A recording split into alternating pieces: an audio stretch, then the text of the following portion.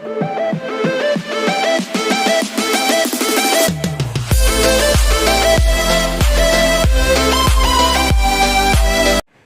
बच्चों, welcome to our YouTube channel Kali Pandey classes. बच्चों, आप लोगों के लिए आज हम बीएससीबी एग्जाम 2021-22 के लिए इलेक्ट्रोस्टैटिक्स फिजिक्स का जो चैप्टर है इलेक्ट्रोस्टैटिक्स फर्स्ट चैप्टर है स्थिर वैद्युतिकी का सबसे वीवीआई इंपॉर्टेंट, ठीक है, सबसे ज्यादा इंपॉर्टेंट ऑब्जेक्टिव्स का क्वेश्चन का कलेक्शन लेकर के आया हूं। आप लोगों को हम 35 क्वेश्चंस इस चैप्टर से बताएंगे, 35 क्वेश्चन, जो कि 35 के 35 आपको 100% श्योर होगा कि आपके फाइनल एग्जाम में होगा।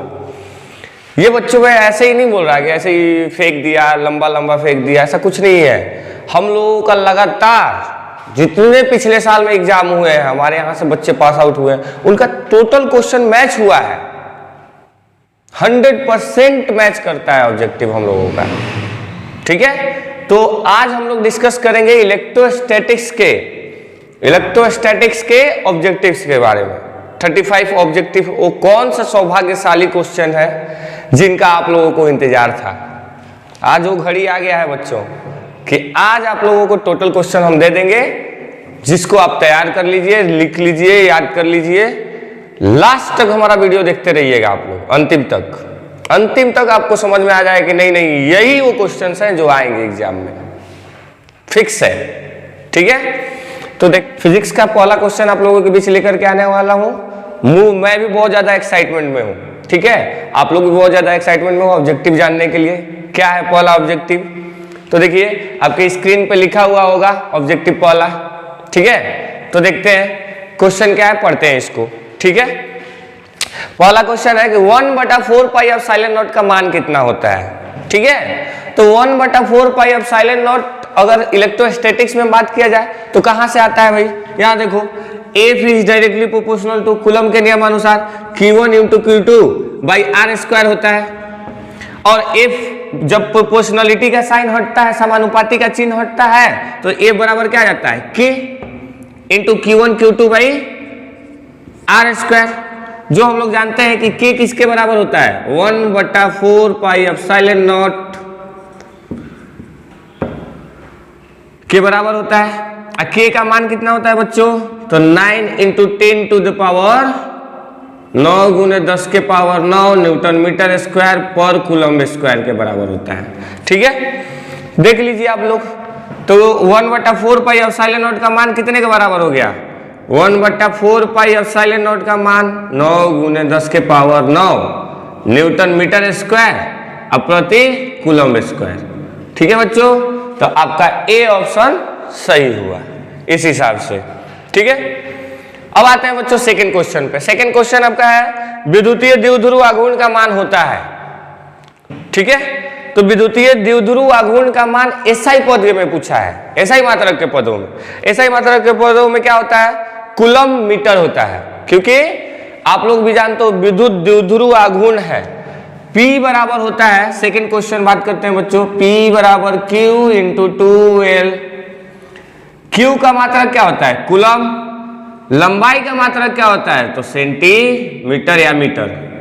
एसआई मात्रक तो मीटर ही होता है, तो क्या हो गया? SI unit coulomb metre. Clear है बच्चों? मतलब कि इसका भी ऑप्शन नंबर क्या होगा? ए, ठीक है। आवेशित, थर्ड क्वेश्चन पे आते हैं बच्चों। थर्ड क्वेश्चन हमारा है आवेशित चालक की स्थितिज ऊर्जा होती है। आवेशित चालक जो होते हैं उनकी स्थितिज ऊर्जा क्या होती है? तो इसका ऑप्शन नंबर बी, ½ CV²। किसी भी आवेश का अगर गति कर रहा है आवेश, तो उसकी स्थितिज ऊर्जा क्या होती है? ½ CV², ठीक है। वो धनात्मक आवेश हो या ऋणात्मक आवेश हो। अब देखो बच्चों, अगला क्वेश्चन, फोर्थ नंबर क्वेश्चन पे बात करते हैं हम लोग कि विद्युतीय फ्लक्स का एसआई मात्रक क्या है। तो विद्युतीय फ्लक्स का एसआई मात्रक चारों ऑप्शन आपको दिख रहे होंगे, होता है न्यूटन मीटर स्क्वायर पर कूलम। क्या होता है? न्यूटन मीटर स्क्वायर पर कूलम होता है विद्युतीय फ्लक्स का, ठीक है। अब देखिए आवेश की बीमा क्या होती है। ये तो क्वेश्चन बहुत बार रिपीट हुआ है, बहुत बार, इतना बार आ चुका है कि अब बच्चों को एकदम याद होगा। क्वेश्चन बैंक में आप लोगों को बहुत बार रिपीट होकर के मिलेगा। आवेश का बीमा क्या होता है? तो आवेश का बीमा होता है एटी। क्या होता है? एटी। ठीक है। अब देखिए अब साइलेंट नोट का मात्रक क्या होता है? अब साइलेंट नोट यहाँ पे देखिए, अभी जस्ट बात की हम लोग किसके बारे में? अब साइलेंट नोट। ये जो अब साइलेंट नोट होता है इसका मात्रक क्या होता है?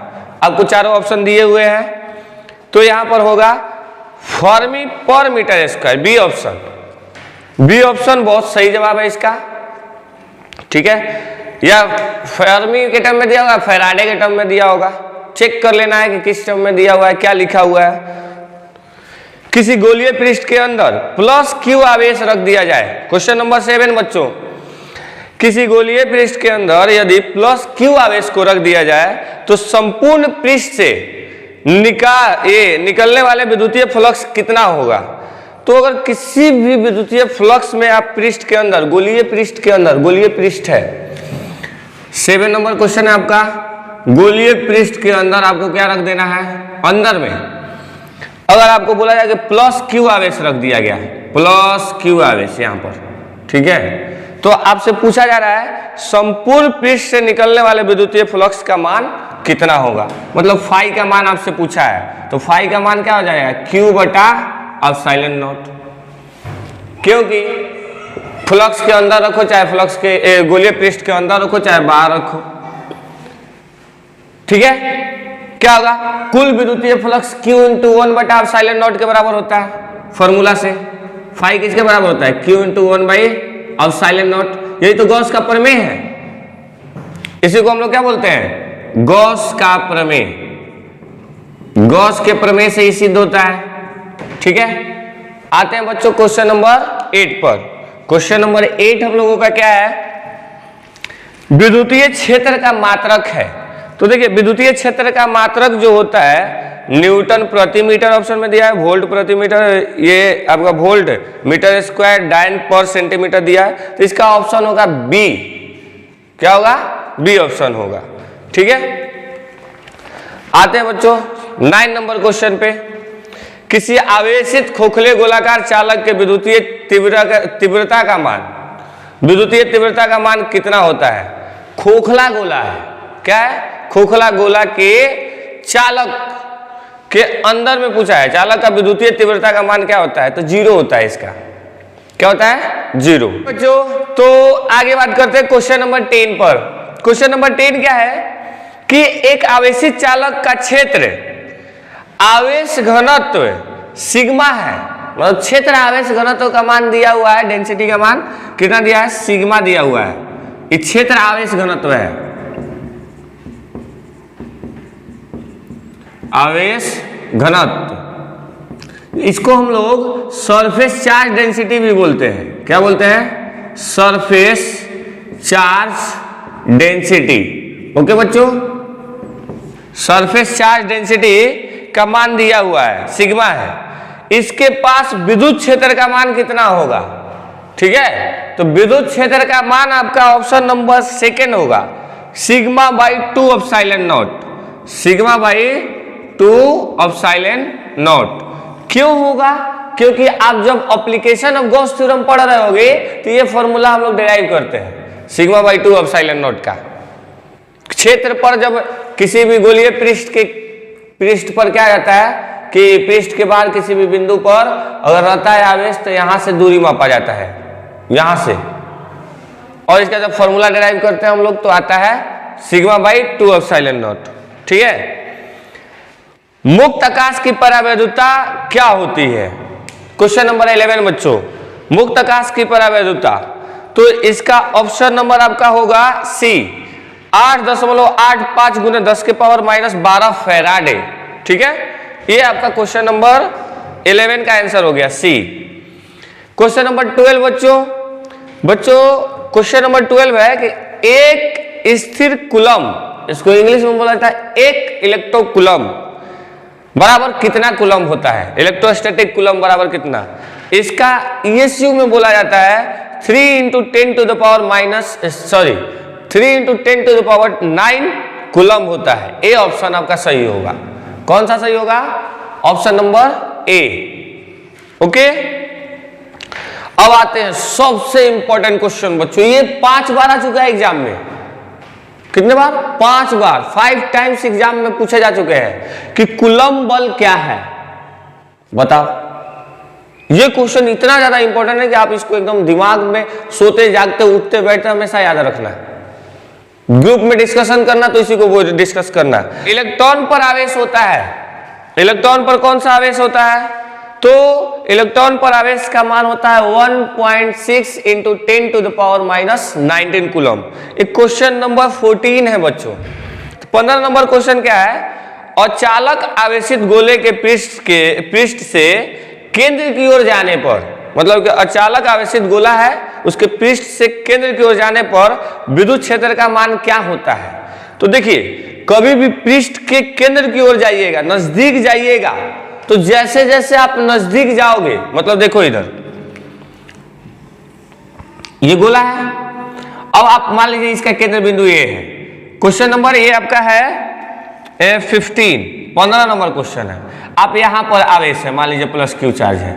अब एक बार प्लस क्यू चार्ज यहां पर और एक बार यहां अंदर में पहुंच जाए, तो आपको पता है कि यहां पर सबसे ज्यादा होता है, यहां पर घट जाता है, यहां पर जाकर के 0 हो जाता है।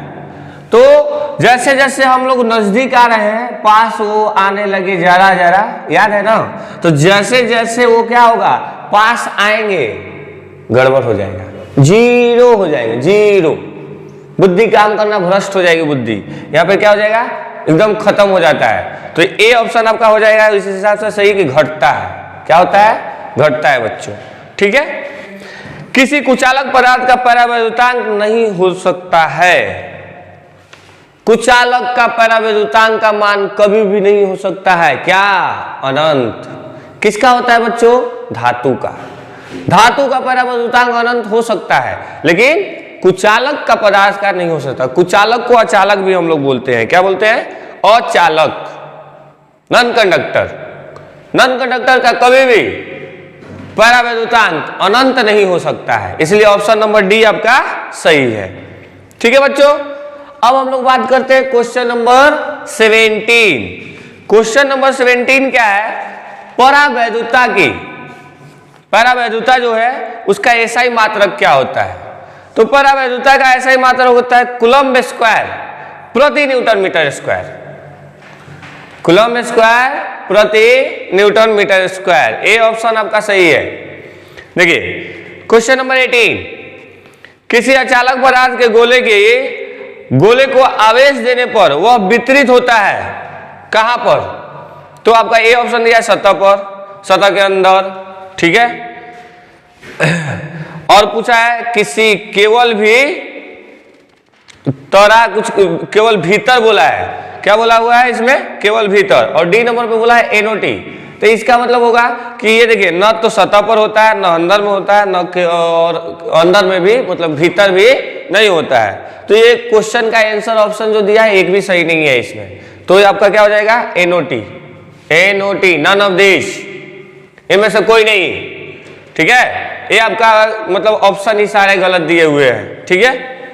अब देखिए क्वेश्चन नंबर 19, इनमें कौन विद्युत क्षेत्र की तीव्रता का मात्रक है? बच्चों विद्युत क्षेत्र की तीव्रता का मात्रक क्या होता है? न्यूटन प्रति कूलम्ब। ठीक है। D option. इनमें कौन विद्युतीकरण का परीक्षण करता है? विद्युतीकरण, तो विद्युतीकरण ये बहुत इंपॉर्टेंट क्वेश्चन है, बहुत ज्यादा। विद्युतीकरण का परीक्षण कौन करता है? तो विकर्षण करता है। कौन करता है बच्चों? विकर्षण। ठीक है। आगे कोई क्वेश्चन देखिए, दो इलेक्ट्रॉनों के बीच लगने वाले बल का परिमाण उनके बीच की दूरी r के साथ निर्भर करते हैं। तो किस पर? r के पावर -2। डी ऑप्शन है। विद्युत आवेश का मात्रक क्या होता है बाबू? क्वेश्चन नंबर 22 है बच्चों। क्या है? क्वेश्चन नंबर 22, विद्युत आवेश का ऐसा ही मात्रक होता है कूलम्ब। क्या होता है? कूलम्ब। सी। क्वेश्चन नंबर 23, एक कूलम्ब आवेश में इलेक्ट्रॉनों की संख्या क्या होगी? तो एक कूलम्ब आवेश में इलेक्ट्रॉन आप लोग जानते हो कि 1.6 इंटू 10⁻⁻19 कूलम्ब होता है। ठीक है। तो इतना ही होगा। क्वेश्चन नंबर 23 का ऑप्शन होगा ए। ठीक है। विद्युत द्विध्रुव आघूर्ण का व्यवहारिक इकाई क्या है? तो व्यवहारिक इकाई है आपका डीवाई। क्या है? डीवाई। Option number D. ठीक है। इनमें कौन विद्युतीय फ्लक्स का मात्रक नहीं है? तो कौन विद्युतीय फ्लक्स का मात्रक नहीं है बच्चों? तो देखिए, ए वोल्ट मीटर दिया है, न्यूटन मीटर स्क्वायर पर कूलम, न्यूटन मीटर प्रति, तो देखिए ये ही नहीं है, न्यूटन मीटर प्रति कूलम नहीं होता है, सी ऑप्शन। ठीक है। क्वेश्चन नंबर 25 का आंसर क्या होगा आपका? सी। क्वेश्चन नंबर 26, दो प्रोटॉनों के बीच विद्युत बल तथा गुरुत्वाकर्षण बल का अनुपात क्या होगा? विद्युत बल और गुरुत्वाकर्षण बल का अनुपात, ये बहुत अच्छा रिलेशन है, 11th और 12th का रिलेशन कर दिया है। तो इसका option number A 10 to the power 42 42 होता है। ये बच्चों बहुत ही रेयर क्वेश्चन है, ये रेयर क्वेश्चन है, अगर आ गया एग्जाम में तो फिर आपका काम हो गया, आप लोगों के लिए ही है। देखिए, दो प्रोटॉन के बीच विद्युत बल तथा गुरुत्वाकर्षण बल का अनुपात, क्वेश्चन नंबर 26 का ऑप्शन नंबर ए सही है, 10 के पावर 42। पानी का परावैद्युत स्थिरांक होता है, तो ये है आपका क्वेश्चन नंबर 27, जिसका आपका ऑप्शन है 81। ए ऑप्शन सही होगा, 81 होता है। ठीक है। अब बच्चों आते हैं क्वेश्चन नंबर 28 पर, 28 पर। विद्युत क्षेत्र E और विद्युत विभव V के बीच में संबंध होता है, तो आपका ऑप्शन नंबर ए होगा। क्या होगा? E बराबर dV बटा में dx। मतलब कि किसी भी आवेश के विभव में परिवर्तन का मान जो होता है वो विद्युत क्षेत्र का मान देता है। क्वेश्चन नंबर 30 पे आते हैं बच्चों, विद्युत तीव्रता का बीमा होता है, तो विद्युत तीव्रता की जो बीमा होती है वो mLT के पावर 3 I के पावर -1 होता है। ये क्या है आपका? विद्युत तीव्रता का बीमा। क्वेश्चन नंबर 30 है बच्चों। ठीक है। ओके बच्चों, अब हम लोग बात करते हैं क्वेश्चन नंबर 31 पर। ठीक है। क्वेश्चन नंबर 31 है, कूलम्ब बल है, तो क्या है? कूलम्ब बल के लिए आपको ऑप्शन दिए हुए हैं क्वेश्चन नंबर 31 का। ए ऑप्शन है केंद्रीय बल, विद्युत बल, सी है आपका ए एवं बी, डी है एनओटी। तो क्या होता है बच्चों? विद्युत बल हमेशा केंद्रीय बल और विद्युत बल दोनों होता है। ठीक है। तो क्या आप लोग बोलिएगा? ऑप्शन नंबर सी, ए एवं बी दोनों। ठीक है बच्चों। क्वेश्चन नंबर एक और था जो सेम क्वेश्चन रिपीट हुआ है लगभग। अगर कूलम्ब बल आपको कहीं पर भी दिखेगा तो आप क्या बोलोगे? कि दोनों होता है, विद्युत बल भी होता है और केंद्रीय बल भी होता है। ठीक है। किसी दूरी पर उपस्थित दो आवेशित कण, क्वेश्चन नंबर 32 बच्चों, किसी दूरी पर अवस्थित दो आवेशित कण के बीच की दूरी का बल F है, बीच की दूरी में क्या है? विद्युत बल कार्य करेगा, तो विद्युत बल F है। यदि उनके बीच की दूरी आधी कर दी जाए तो विद्युत बल का मान होगा, तो 4F हो जाएगा। ठीक है। इस टाइप का न्यूमेरिकल हम लोग बहुत ज्यादा किए हुए हैं, ये 4F के बराबर होता है। धातुओं का परावर्तनांक होता है, तो आपको अभी जस्ट पीछे बताए हैं पिछला क्वेश्चन में कि धातुओं का परावर्तनांक अनंत होता है, जबकि अधातुओं का अनंत नहीं हो सकता है। ठीक है। क्वेश्चन नंबर 33 का ऑप्शन नंबर डी। आते हैं क्वेश्चन नंबर 34 पर। विद्युत आवेशों के बीच बल का नियम दिया जाता है, जो किस नाम से जाना जाता है? तो विद्युत आवेशों के बीच में जो बल का नियम दिया जाता है बच्चों, वो ये वाला है, प्लस क्यू आवेश, और यहां पर क्या है? माइनस क्यू आवेश। दोनों आर दूरी पर रखे हुए रहेंगे, तो इन दोनों के बीच, विद्युत आवेशों के बीच में लगने वाला बल जो होता है वो क्या होता है? एफ, जिसको हम लोग क्या बोलते हैं? कूलम्ब बल। क्या बोलते हैं बच्चों? कूलम्ब बल। ठीक है। तो ये आपका हो गया क्वेश्चन नंबर 34। और क्वेश्चन नंबर 35 बच्चों, एसआई पद्धति में एप्सिलॉन नॉट का मात्रक होता है, तो एसआई पद्धति में एप्सिलॉन नॉट का मात्रक होता है कूलम्ब स्क्वायर प्रति न्यूटन प्रति मीटर स्क्वायर। ठीक है बच्चों, ये क्वेश्चन नंबर 35 का ऑप्शन बी होगा।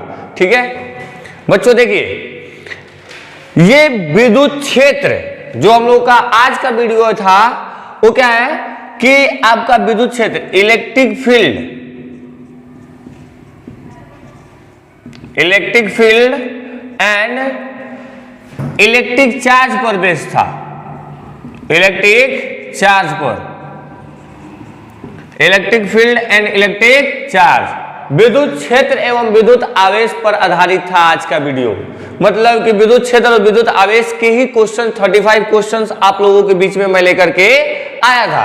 अब हम लोग अगले लेक्चर में इसका पार्ट 2 लेकर के आएंगे हम लोग, जिसमें बात करेंगे कि गॉस का प्रमेय और विद्युत संधारित्र क्या होते हैं। ठीक है, गॉस के प्रमेय और विद्युत संधारित्र का वीडियो लेक्चर एक अलग आएगा जो सेकेंड पार्ट में होगा। तो आप लोग हमारे चैनल से जुड़ जाइए। टेलीग्राम पे भी हम लोग का चैनल है काली पांडे क्लासेस के नाम से, उससे भी जुड़ जाइए आप लोग। और आपको हर एक वीडियो का हम लोग ऑब्जेक्टिव का लिंक शेयर करते रहेंगे, आपके पास नोटिफिकेशन भी पहुंच जाएगा। हमेशा एक बात ध्यान में रखना बच्चों, हमेशा फंडामेंटल रूल ऑफ लाइफ मेरे तरफ से। फंडामेंटल रूल क्या होता है लाइफ का? एक ही होता है, आप किसी भी जंग की तैयारी करो या आप किसी भी पढ़ाई की तैयारी करो, इसमें आपका सबसे बड़ा दुश्मन अगर कोई होता है तो वो होता है डिस्ट्रैक्शन। डिस्ट्रैक्शन सबसे बड़ा प्रॉब्लम होता है, वो लड़की का हो या आलस का हो। ठीक है, डिस्ट्रैक्शन आपका दुश्मन है। समझ में आ रहा है बात? तो आपको करना क्या है, उसका इलाज क्या है सर? उसका सिर्फ एक ही इलाज है, कंसंट्रेशन। कंसंट्रेट कर दीजिए, कंसंट्रेशन से आप डिस्ट्रैक्शन को मार सकते हो। ठीक है बच्चों, तो कल हम लोग बात करते हैं, सेकेंड लेक्चर पे बात करेंगे क्या है, electric field and electric charge आपका डिस्कस हो गया, और गॉस थ्योरम और इलेक्ट्रिक कैपेसिटेंस कल हम लोग पढ़ेंगे। Okay, thank you.